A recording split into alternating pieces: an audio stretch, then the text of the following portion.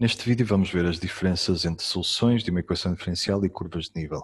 Como sabemos, na resolução de equações exatas aparece muitas vezes uma função que permite dizer que as soluções da equação diferencial original estão contidas nas curvas de nível dessa outra função. Mas o que vamos observar aqui é que nem todas as curvas de nível poderão ser vistas como soluções da equação diferencial. Isto tem que ver primordialmente com o facto de que nós, quando olhamos para a equação diferencial, vemos a função y como função de x. Vejamos então o que é que acontece com a função ln de x vezes ln de y. Primeiro podemos reparar que as suas curvas de nível podem ser vistas como hipérboles, mas apenas aproximadamente.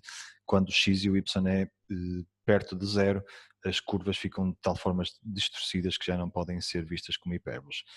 De resto, em geral, têm exatamente o mesmo aspecto. Comecemos por analisar quando c é igual a zero.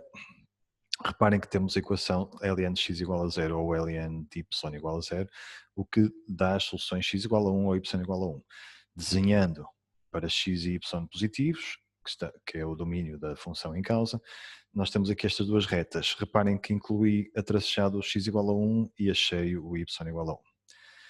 Ora, depois, se nós pudermos explicitar o y, será mais fácil para analisar as curvas de nível. Neste caso é possível, assumindo que o x é diferente de 1, essa curva já está desenhada. Portanto, o y igual a é levantado a c sobre ln de x. O que é que nós podemos usar? Para quê?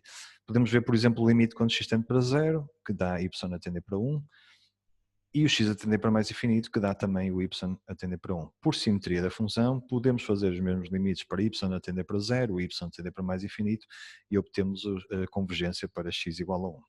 Então vamos analisar os gráficos das curvas de nível. O aspecto é exatamente este. Reparem de facto na diferença que existe neste quadrante aqui. De resto, nestes dois eixos nós podemos observar que parecem exatamente como hipérboles. Aqui nós temos a convergência para y igual a 1 e aqui para x igual a 1. Se utilizarem o GeoGebra para ver com mais detalhe o gráfico destas soluções, vão reparar que a derivada aqui é sempre, vai tender para menos infinito e a derivada aqui vai tender para zero. Então, relativamente às soluções, o que é que nós podemos dizer? As soluções desta equação diferencial vão depender o seu domínio e a sua expressão da condição inicial. Se nós tivermos a condição inicial neste quadrante aqui, a fórmula é levantado a c sobre ln de x, o c será positivo e o x terá como domínio 1 a mais infinito. Não podemos estender para além deste intervalo. Se a condição inicial estiver neste canto aqui, agora o c será negativo, o domínio será o mesmo. Se a condição inicial estiver aqui nesta banda infinita no y, vamos ter a mesma fórmula, o c negativo, o domínio agora entre 0 e 1. A mesma coisa aqui para baixo, agora com o c positivo, neste quadrante aqui, y igual a é levantado a c sobre ln de x, c maior que 0 e o x entre 0 e 1. Então reparem, se a condição inicial cair exatamente nesta linha, a solução da equação diferencial é a função y igual a 1, constante, com x pertencente a 0 a mais infinito. Não há necessidade, neste caso, de partir de 0 e 1 a mais infinito para x igual a 1, está perfeitamente definida a solução desta equação diferencial.